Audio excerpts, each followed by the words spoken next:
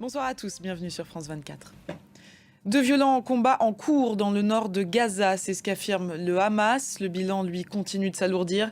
D'après le ministère de la Santé de l'enclave palestinienne, au moins 8000 personnes ont perdu la vie depuis la reprise des combats il y a 23 jours.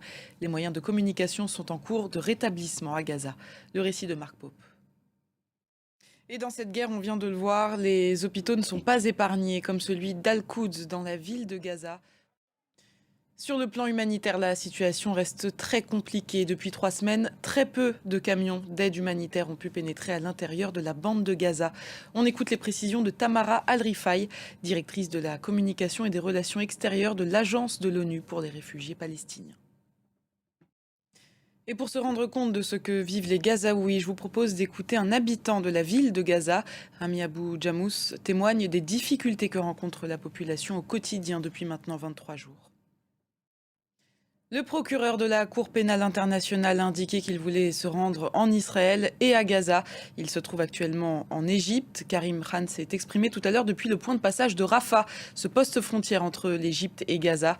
Il a notamment affirmé que l'acheminement de l'aide humanitaire aux civils de l'enclave palestinienne ne devait en aucun cas être entravé. On l'écoute.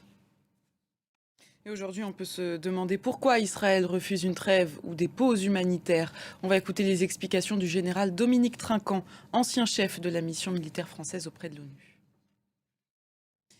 On le disait tout à l'heure, l'électricité a été partiellement rétablie à Gaza. En cas de nouvelle coupure, Elon Musk a proposé d'offrir une connexion Internet aux organisations humanitaires sur le territoire via son service Starlink, une proposition qui n'a pas été appréciée par Israël.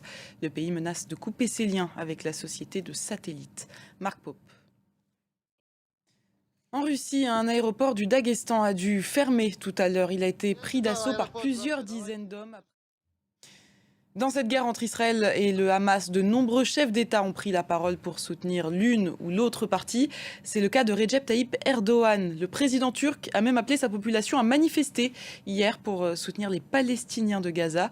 Il a eu des mots très durs envers Israël, qui a ensuite décidé de rappeler son ambassadeur en Turquie. Quel est le rôle précisément d'Ankara dans cette guerre? Les explications de notre ancien correspondant à Istanbul, Ludovic de Foucault. C'est la fin de cette édition. Merci de l'avoir suivi. L'information continue sur France 24.